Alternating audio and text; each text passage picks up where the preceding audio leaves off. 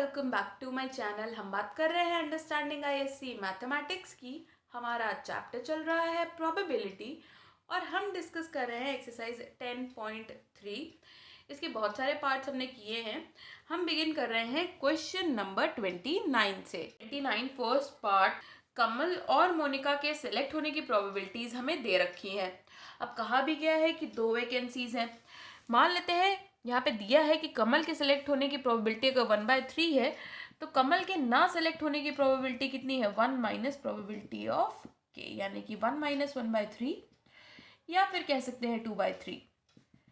Similarly Monika के select ना होने की probability 1 minus probability of M, यानी कि 1 माइनस 1/5, यानी कि 4/5। अब हमसे कहा क्या गया है, यहाँ पे लिख लेंगे रिक्वायर्ड प्रोबेबिलिटी। से कहा गया है कि हमें प्रोबेबिलिटी निकालनी है कि only one of them is selected. Only का मतलब है अगर कमल सिलेक्ट हुआ है तो मोनिका सिलेक्ट नहीं हुई है, और अगर मोनिका सिलेक्ट हुई है तो कमल सिलेक्ट नहीं है। तो यहाँ पे क्या लिखेंगे, probability of Kamal selected Monica not selected, plus probability Kamal not selected Monica selected. तो पिछले ही क्वेश्चन जैसे यहाँ पे प्रोबेबिलिटीज लिख लेते हैं। कमल की हो जाएगी 1/3, मोनिका के ना सिलेक्ट होने की प्रोबेबिलिटी है 4/5। यहाँ पे कमल के ना सिलेक्ट होने की प्रोबेबिलिटी है 2/3 और मोनिका के सिलेक्ट होने की प्रोबेबिलिटी है 1/5। तो ये हो जाएगा 4 + 2/15, यानी कि 6/15। इसे कैंसिल आउट कर ले तो ये हो जाएगा 3 2 ज़ा 3 5 ज़ा, यानी कि 2/5, and this will be your answer. Line second part ditto, फिर से वैसा ही क्वेश्चन। अखिल एंड विजय के सिलेक्ट होने की प्रोबेबिलिटी दे रखी है। इनके ना सिलेक्ट होने की प्रोबेबिलिटी निकाल लेते हैं। अब वैसे तो आप डायरेक्टली देख के भी लिख सकते हैं, लेकिन आपको पूरा ऐसे लिखना पड़ेगा। 1 माइनस 1/4, यानी कि 3/4, और यहाँ पे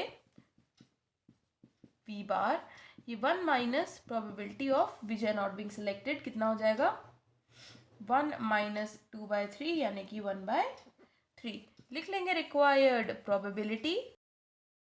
ये हो जाएगा प्रोबेबिलिटी। हमें निकालना है कि सिर्फ एक सिलेक्ट हुआ है, यानी कि अगर अखिल सिलेक्ट हो रहा है तो विजय नहीं हो रहा है, और अगर विजय सिलेक्ट हो रहा है तो अखिल नहीं हो रहा है। तो यहाँ पे प्रोबेबिलिटी लिख लेंगे। ये हो जाएगा 1/4, और विजय के ना सिलेक्ट होने की प्रोबेबिलिटी 1/3, प्लस अखिल के ना सिलेक्ट होने की प्रोबेबिलिटी 3/4, और विजय के ना सिलेक्ट होने की प्रोबेबिलिटी, और विजय के सिलेक्ट होने की प्रोबेबिलिटी 2/3। तो ये हो जाएगा 1 + 6/4 3 ज़ा 12, यानी कि 7/12, and this will be your answer. Question number 30 ये कह रहा है कि एक प्रॉब्लम है जिसे 3 स्टूडेंट्स को दिया गया है सॉल्व करने के लिए। तो मान लेते हैं कि वो स्टूडेंट्स ए, बी और सी हैं। तो उन तीनों का इंडिविजुअली वो प्रॉब्लम सॉल्व करने का प्रोबेबिलिटी हमें दे रखा है। हमसे कहा गया है कि प्रोबेबिलिटी ये बतानी है कि प्रॉब्लम सॉल्व हो गया। अब इस क्वेश्चन में ट्विस्ट क्या है, अगर आप निकालने बैठेंगे कि प्रॉब्लम सॉल्व है तो ऐसा भी हो सकता है कि ए ने सॉल्व किया हो और इन दोनों ने ना किया हो। ऐसा हो सकता है कि इसने किया हो और इन दोनों ने ना किया हो। ऐसा हो सकता है कि इसने किया हो, इन दोनों ने ना किया हो। ऐसा भी हो सकता है कि इन दोनों ने कर लिया हो, ये ना कर पाया हो, या इन दोनों ने कर लिया हो, ये ना कर पाया हो, या फिर इन दोनों ने किया हो और ये ना कर पाया हो, या फिर ऐसा भी हो सकता है कि तीनों ने ही कर लिया हो। तो इतने सारे केसेस निकालने से अच्छा है कि हम एक सिंपल सा केस निकाल लें कि कोई भी सॉल्व नहीं कर पाया।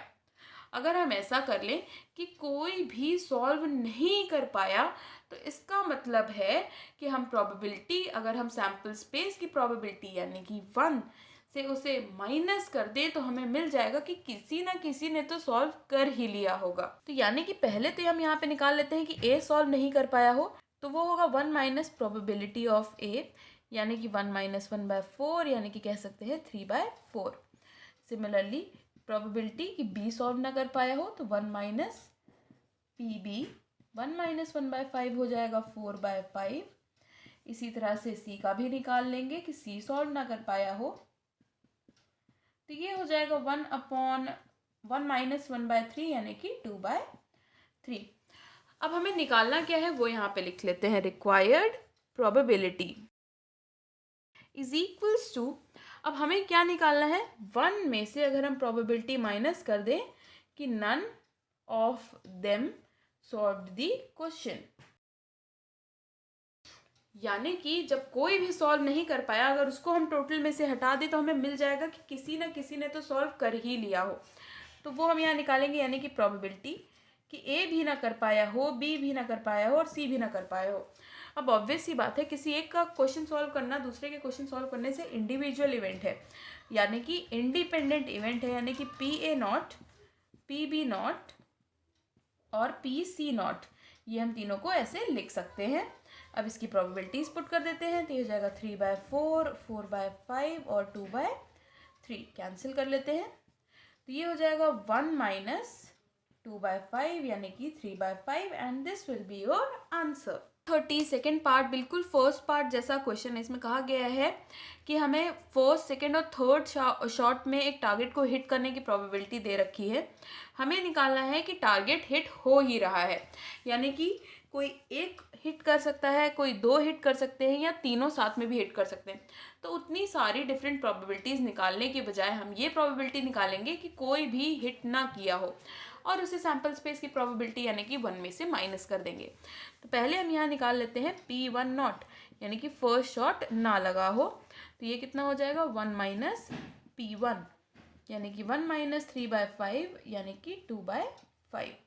प्रोबेबिलिटी ऑफ P2 नॉट यानी कि 1 माइनस प्रोबेबिलिटी ऑफ 2 यानी कि 1 माइनस 2/5 कह सकते हैं 3/5। प्रोबेबिलिटी ऑफ 3 नॉट भी निकालेंगे, 1 माइनस प्रोबेबिलिटी ऑफ 3, ये हो जाएगा 1 माइनस 3/4 यानी कि 1/4। अब हम क्या करेंगे, अब हम निकालेंगे रिक्वायर्ड प्रोबेबिलिटी। बिल्कुल वैसे ही सेम लॉजिक लगेगा ऐसे क्वेश्चंस में कि अगर आपको बहुत सारे केसेस निकालने पड़े तो आप ट्राई करेंगे कि ऐसा कोई केस निकालिए जिसको माइनस करके आपको डायरेक्टली आंसर मिल जाए। तो ये क्या होगा 1 माइनस प्रोबेबिलिटी कि नन हिट्स दी टारगेट। ये कब होगा, कोई भी टारगेट को हिट ना करे, वो कब होगा, जब ना पहला हिट करे, ना दूसरा हिट करे और ना तीसरा हिट करे। अब ऑब्वियस सी बात है, तीनों का ना हिट करना इंडिपेंडेंट इवेंट है, यानी कि एक दूसरे पे डिपेंड नहीं करेंगे। तो मल्टीप्लिकेशन थ्योरम के अकॉर्डिंग हम क्या करेंगे, सबको सेपरेटली मल्टीप्लाई करके लिख सकते हैं।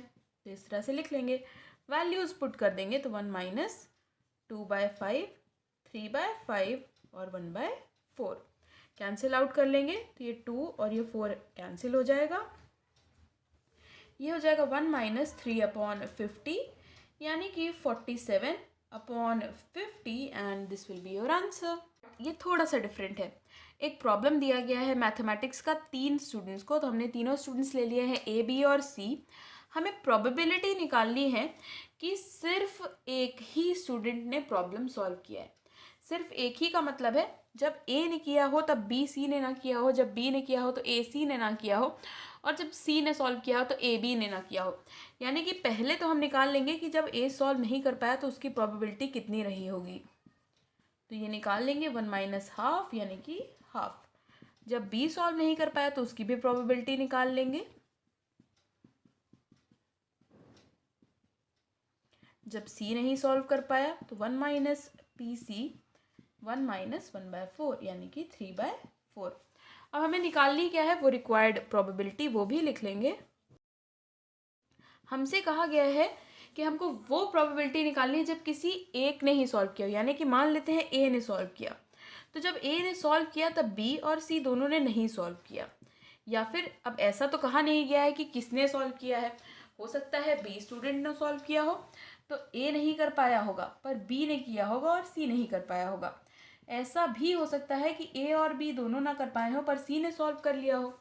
तो ये 3 पॉसिबल कंडीशंस बनेंगी। तीनों के बीच में प्लस इसलिए लगा है क्योंकि इन तीनों में से कोई एक ही इवेंट हुआ होगा, या तो इसने सॉल्व किया होगा या इसने, तीनों ने एक साथ सॉल्व नहीं किया होगा, इसलिए प्लस लगा है।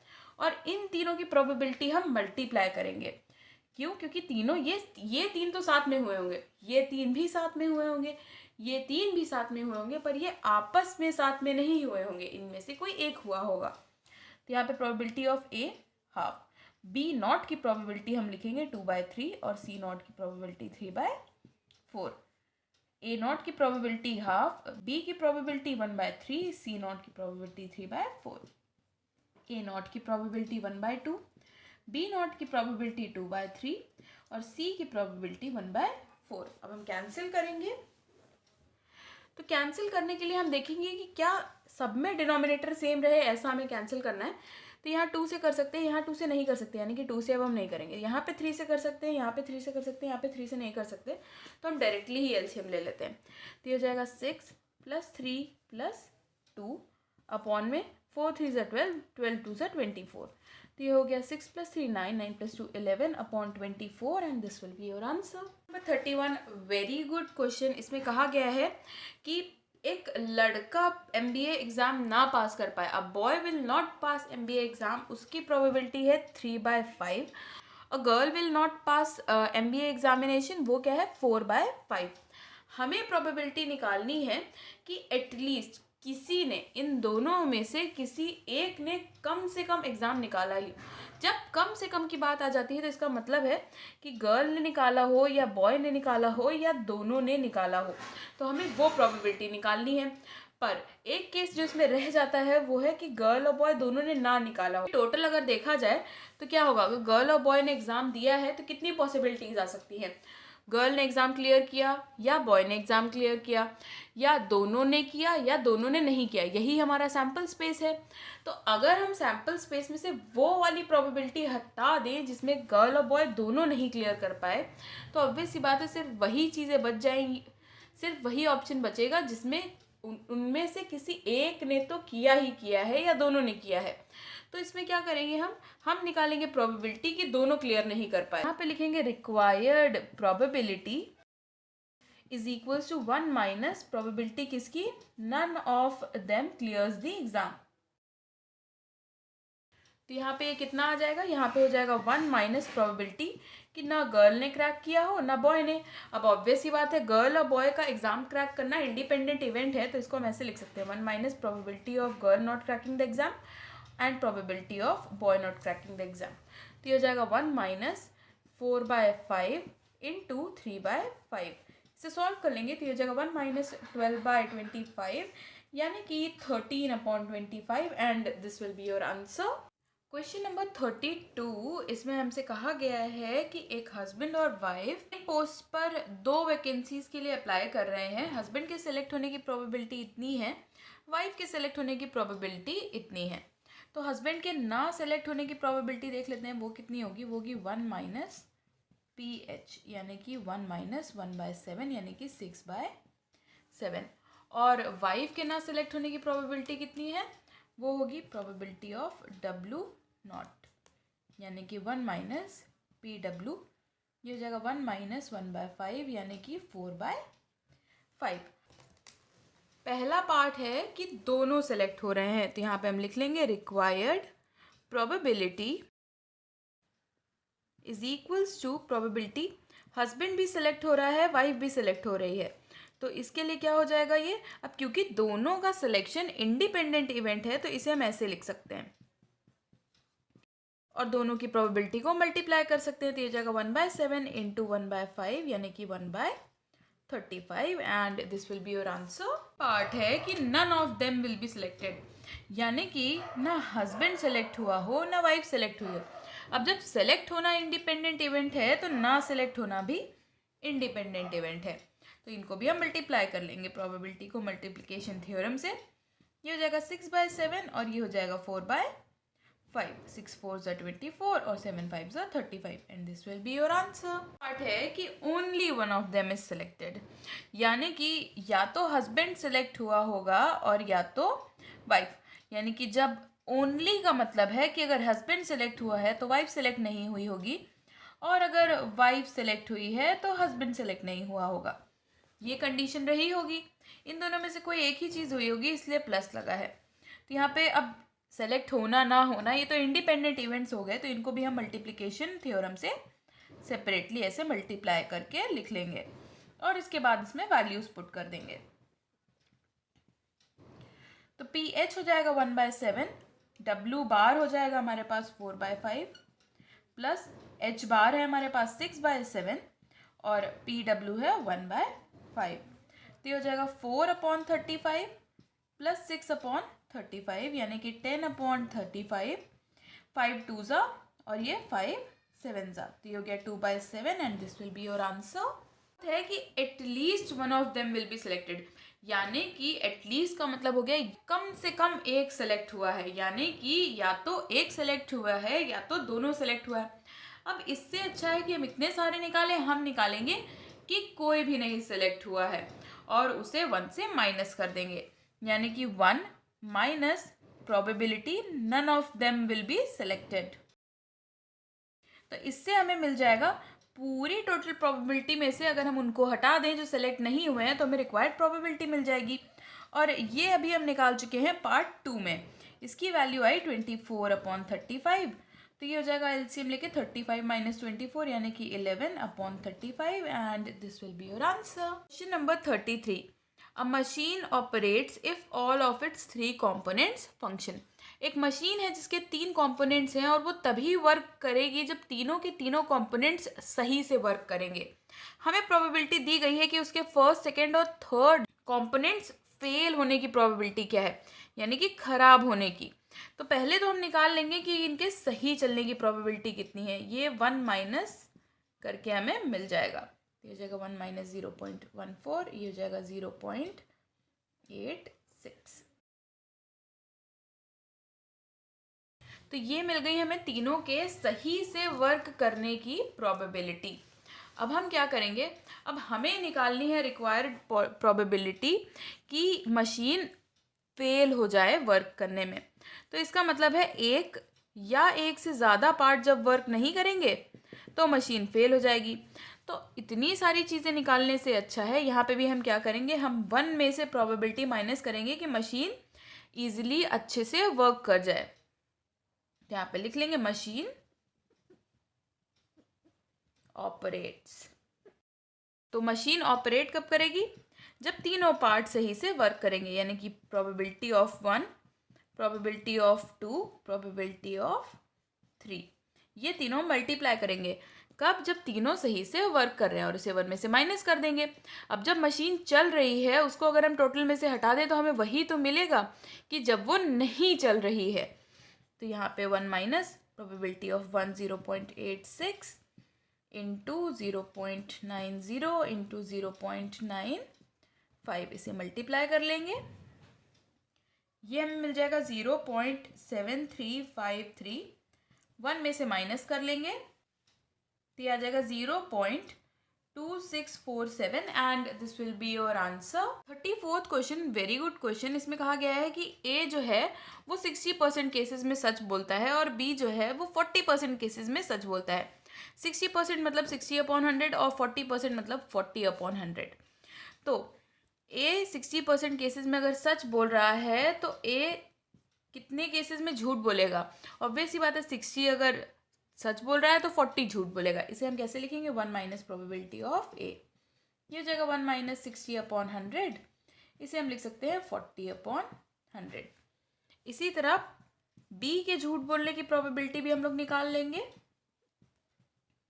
1 माइनस 40/100, ये आ जाएगा 60/100 के इक्वल।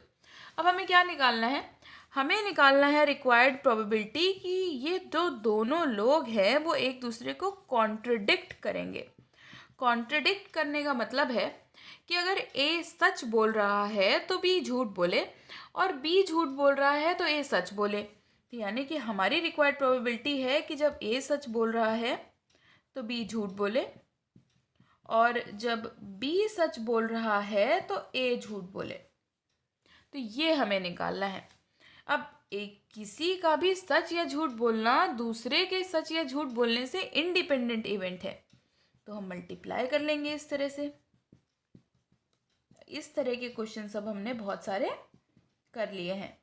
तो यहाँ पे पी ए की वैल्यू है हमारे पास 60/100, पी बी बार की वैल्यू है 60/100 प्लस पी ए बार की वैल्यू है हमारे पास 40/100 और पी बी की वैल्यू है 40/100।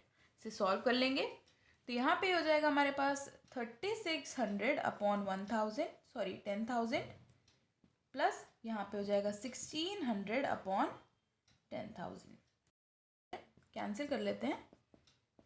तो यहाँ पे 36 + 16 हो जाएगा हमारे पास 52/100। तो इसे आप 52% भी लिख सकते हैं। And this will be your answer. Question number 35, हमें 10 टिकट्स दे रखे हैं 1 to 10। हमें 2 टिकट्स निकालने हैं एट रैंडम। हमें प्रोबेबिलिटी निकालनी है कि पहला टिकट मल्टीपल ऑफ 5 हो, दूसरा टिकट मल्टीपल ऑफ 4 हो। पहला केस है विदाउट रिप्लेसमेंट का। तो हमारी रिक्वायर्ड प्रोबेबिलिटी कितनी हो जाएगी? पहला कार्ड हो सकता है मल्टीपल ऑफ 5 और दूसरा हो सकता है मल्टीपल ऑफ 4, पर हमें सीक्वेंस तो दिया नहीं गया है। ऐसा भी हो सकता है कि पहले हम निकालें मल्टीपल ऑफ 4 और फिर हम निकालें मल्टीपल ऑफ 5। तो हमें इस तरह से लिखना पड़ेगा। तो ये कितना हो जाएगा? Probability of A into probability of B plus probability of B into probability of A. चाहे तो ऐसे लिखिए, चाहे तो इंटू 2 कर सकते हैं। वैल्यूज पुट कर लेंगे। मल्टीपल ऑफ 5 निकलने की प्रोबेबिलिटी कितनी है? 2 है हमारे पास, 2/10, क्योंकि पूरे 1 to 10 टिकट्स अवेलेबल है। अब जब एक टिकट निकाल लिया, क्योंकि विदाउट रिप्लेसमेंट का केस है, एक टिकट निकाल लिया 10 में से, अब सिर्फ 9 बचे। अब उसमें से हमें निकालना है मल्टीपल ऑफ 4। अब मल्टीपल ऑफ 4 और मल्टीपल 5 में कुछ भी कॉमन नहीं है, यानी कि मल्टीपल ऑफ 4 वाला कोई कार्ड हमने इससे पहले नहीं निकाला है। तो यहाँ मल्टीपल ऑफ 4 हमारे पास 2 कार्ड्स है, इसे इस तरह से लिखेंगे प्लस। अब ये हो गया। ऐसा भी हो सकता है कि पहले हमने मल्टीपल ऑफ 4 निकाला हो, तो उसकी प्रोबेबिलिटी है 2/10। इसके बाद अगर मल्टीपल ऑफ 5 निकाला तो एक कार्ड तो निकल गया, क्योंकि विदाउट रिप्लेसमेंट का केस है। यहाँ पे बचेंगे 9। अब कुछ भी कॉमन नहीं है, तो सेम एक्सप्लेनेशन की वजह से यहाँ पे हो जाएगा 2/9। इसे सिंप्लीफाई कर ले तो ये हो जाएगा हमारे पास 4/90 प्लस 4/90। ये हो जाएगा 8/90। इसे कैंसिल कर ले तो ये हो जाएगा हमारे पास 4/45 and this will be your answer. अगर विद रिप्लेसमेंट के साथ हो तो बस क्या होगा, एक्सप्लेनेशन पूरा सेम रहेगा, बस यहाँ जो वैल्यू पुट करेंगे वो चेंज हो जाएगी। पहले अगर हम मल्टीपल ऑफ 5 निकालेंगे तो 2/10। अब क्योंकि विद रिप्लेसमेंट है, जो कार्ड निकाला था वो वापस भी कर दिया, यानी कि सैम्पल स्पेस में जितने एलिमेंट्स थे वो चेंज नहीं हुए अभी हमारे पास, तो ये 10 ही रहेंगे। मल्टीपल ऑफ 4 2 प्लस यहाँ पे मल्टीपल ऑफ 4 अगर पहले निकालेंगे तो 2/10, और क्योंकि अगर विद रिप्लेसमेंट है तो ये 10 ही रहेगा, तो ये भी 2/10। तो ये हो गया हमारे पास 4/100 प्लस 4/100। तो ये हो जाएगा 8/100। इसे कैंसिल कर लेंगे तो ये हो जाएगा हमारे पास 4 2 ज़ा 425। ये हो जाएगा 2/25 and this will be your answer. 6 एक बैग है जिसमें 5 रेड और 4 ब्लू डिस्क हैं। हमें 3 डिस्क निकालनी है। पहला पार्ट है कि हमने तीनों ब्लू डिस्क निकालनी है। केस है हमारा विदाउट रिप्लेसमेंट का, यानी कि अगर एक बार हमने निकाल लिया है तो उसे वापस बैग में नहीं रखा है। ऑल 3 आर ब्लू का मतलब है प्रोबेबिलिटी निकालनी है ब्लू, ब्लू और ब्लू की। अब क्वेश्चन को करने के 2 तरीके, एक है कॉम्बिनेशन से और एक है डायरेक्टली। कॉम्बिनेशन से करना चाहें तो कैसे करेंगे? वैसे इस क्वेश्चन में प्रेफर करेंगे कि कॉम्बिनेशन से कर लीजिए। कभी ऐसा होता है कि यहाँ की सीक्वेंस में अगर हमें कुछ वेरी करना होता है तब हम प्रेफर करते हैं कि हम मल्टीप्लाई करके करें। डायरेक्टली कर सकते हैं तो डायरेक्टली कर रहे हैं तो आप कॉम्बिनेशन से भी कर सकते हैं। कॉम्बिनेशन से कैसे होगा? 3 ब्लू हैं और हमारे पास हैं 4 ब्लू, लेकिन 3 ब्लू चाहिए, तो ये हो सकता है 4C3/9C3। इसे सॉल्व कर सकते हैं। नहीं तो अगर आप चाहें इसको एक तरीके से और सॉल्व किया जा सकता है, वो है कि पहले हमने निकाला ब्लू, यानी कि 4/9। विदाउट रिप्लेसमेंट का केस है तो क्या होगा, 9 के बाद सिर्फ 8 डिस्क बचेंगी। एक ब्लू निकल चुकी है, एक फिर से निकाली। अब 8 थी, रिप्लेसमेंट हो नहीं रहा है, यानी कि एक बार और कम हो गया। तीसरी भी ब्लू है, यानी कि पहले तो हमने एक निकाली तो 3 बची, अब एक और निकाल दी तो सिर्फ 2 बचेंगे। तो ये हमारी प्रोबेबिलिटी होगी। कैंसिल कर लेते हैं। 4 2 ज़ा 8, 3 3 ज़ा 9। ये सॉल्व करके आएगा 1/21। चाहे आप ये देखिए वैल्यू, चाहे आप ये वाली निकालिए, दोनों सेम आएंगी। सेकेंड पार्ट देख लेते हैं। सेकेंड पार्ट है कि 2 रेड और 1 ब्लू बॉल है। सीक्वेंस नहीं बताया गया है, तो पहले लिख लेंगे रिक्वायर्ड प्रोबेबिलिटी सीक्वेंस हमारा क्या हो सकता है, 2 रेड और 1 ब्लू है, यानी कि रेड रेड ब्लू, या फिर रेड ब्लू रेड, या फिर प्रोबेबिलिटी हम निकाल सकते हैं ब्लू रेड और रेड। ऐसे जब आप लिखते हैं सेपरेटली सीक्वेंस डिफाइन करके, तब आपको मल्टीप्लिकेशन से ही करना होता है। पर लेकिन इसे अगर एक वन स्टेप कॉम्बिनेशन में करना चाहें तो कैसे करेंगे, वो भी अभी हम देखेंगे इसके बाद। तो यहाँ पे रेड, पहला रेड आने की प्रोबेबिलिटी कितनी है, 5/9। दूसरा रेड, क्योंकि अब एक रेड निकल गया तो सिर्फ 4 रेड बचे, एक बॉल भी निकल गई थी तो 8। ब्लू बॉल, एक ब्लू डिस्क एक भी नहीं निकली थी, सॉरी डिस्क के बारे में बात हो रही है, एक भी ब्लू डिस्क नहीं निकली थी अभी, तो 4/7, क्योंकि एक डिस्क तो और कम हो गई, इसलिए ये तो कम होता रहेगा। प्लस यहाँ पे भी पहले रेड डिस्क निकालने की प्रोबेबिलिटी होगी हमारे पास 5/9, ब्लू डिस्क निकालने की 4/8, क्योंकि ब्लू डिस्क अभी एक भी नहीं निकली थी। फिर से रेड, एक रेड निकल चुका है तो यहाँ पे सिर्फ 4 रेड बचे, और टोटल 8 में से अब एक और निकल गया तो यहाँ पे 7। प्लस अब पहले ब्लू डिस्क निकाल रहे हैं तो ये हो जाएगा 4/9, फिर रेड निकालने के लिए 5/8, क्योंकि एक डिस्क तो निकल गई। अब एक रेड डिस्क निकल गई तो यहाँ पे भी 4/7। अब इसे हम सिंप्लीफाई कर लेंगे, सॉल्व कर लेंगे, तो ये हो जाएगा 4 2 ज़ा कैंसिल हो जाएगा सारी जगह पे, यहाँ पे ये 2 और 4 भी कैंसिल हो जाएगा सारी जगह पे, तो ये भी कैंसिल कर लेते हैं।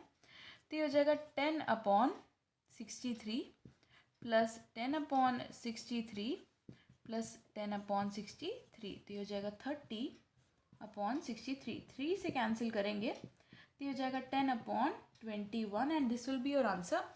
इसी क्वेश्चन को बहुत ही आसान तरीके से अगर आप सिंप्लीफाई करके करना चाहें तो आप क्या कर सकते हैं, इतना ना लिखने की बजाय आप कॉम्बिनेशन से डायरेक्टली निकाल सकते हैं। 2 रेड और 1 ब्लू, कैसे निकलेगा, रेड कितने हैं, टोटल 5 हैं, आपको निकालने 2 हैं, वो लिखा, इनटू टोटल 4 ब्लू हैं, आपको निकालना 1 है, तो 4C1 होल अपॉन, आपको क्या करना है, 9 बॉल्स हैं जिसमें से आपको 9 डिस्क हैं जिसमें से आपको 3 डिस्क निकालनी है, तो 9C3। इसे कैलकुलेटर से कैलकुलेट कर लीजिए, क्योंकि आपके पास तो कैलकुलेटर अवेलेबल रहेगा। अगर आपके पास नहीं है तो आपको ये सॉल्व करना आना चाहिए, हमने प्रीवियस वीडियोस में डिस्कस किया है कैसे करते हैं। तो ये भी सॉल्व करके आपके पास 10/21 ही आएगा, and this will be your answer for the second part.